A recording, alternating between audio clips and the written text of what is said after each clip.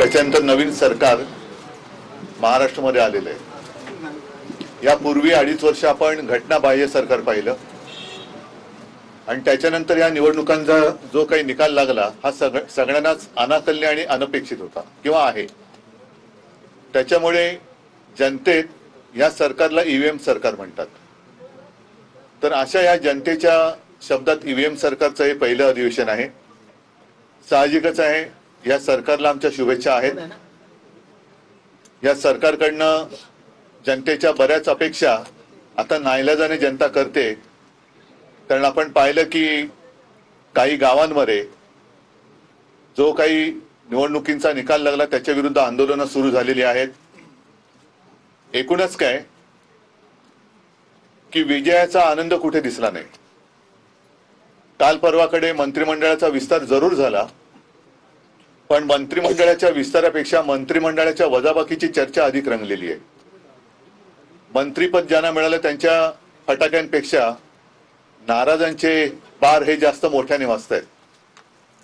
एक प्रथा असते की नवीन मंत्री झाल्यानंतर त्या मंत्रिमंडळाचे प्रमुख मुख्यमंत्री माननीय मुख्यमंत्री आपल्या सहकाऱ्यांचा परिचय सभागृहाला करून देत असतात। मला असं वाटतं की ही पहिली वेळ असेल की ज्यांच्यावरती ढीगभर पुरावे असल्याचे पुरावे घेऊन आरोप केले, अनेकांवरती बरेचसे गंभीर आरोप केले गेले, त्यांच्यावरती ईडी इन्कम टॅक्सच्या धाडी पडल्या, त्यांचा सगळ्यांचा माननीय मुख्यमंत्र्यांना त्यांचे सन्माननीय सहकारी म्हणून राज्याचे मंत्री या नात्याने ओळख करून द्यावी लागली, परिचय करून द्यायला लागला। हे कोणतं सरकार आहे, कसं सरकार आहे? आणि माननीय मुख्यमंत्र्यांनी एक काळ असा होता की आपद धर्म काय शाश्वत धर्म शाश्वत नाही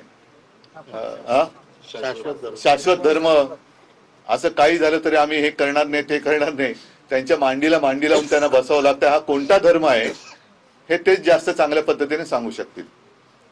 थोडक्यामध्ये राज्याच्या विधिमंडळाचं अधिवेशन सुरू झाल्यानंतर जे प्रश्न घेऊन आम्ही सगळेच जण लढलो, ठीक आहे, आम्हाला सरकार स्थापन करता आलं नाही, त्यांनी सरकार स्थापन केलं।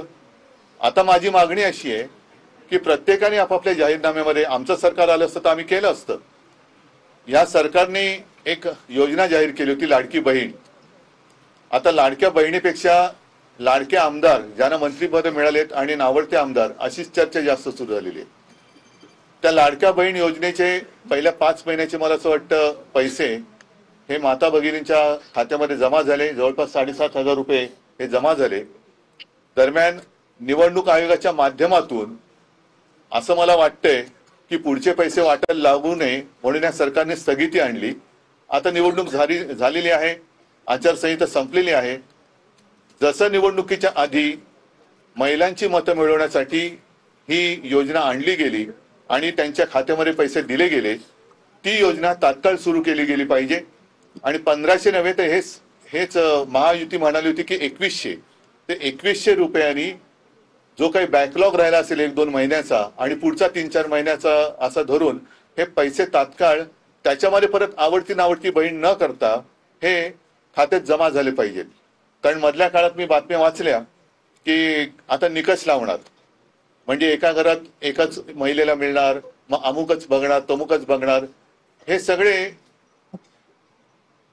मी म्हणेन जे काही डाव होते ते डाव आता उघडे झालेले आहेत। तुम्ही आता बहिणीमध्ये आवडती नावडती बहीण अशी करू शकत नाही, करता कामा नये। जसं तुम्ही गेल्या वेळेला कोणतेही निकष लावले असतील किंवा नसतील, ज्या महिलांना लाडक्या बहिणीच्या योजनेअंतर्गत पैसे दिले हे पैसे आता हे निकष बाजूला ठेवून 2100च्या तुम्ही जे म्हणता वाढतं तुमचं प्रेम आहे त्याप्रमाणे हे पैसे तात्काळ माझ्या आणि आपल्या बहिणीच्या खात्यात जमा झाले पाहिजेत।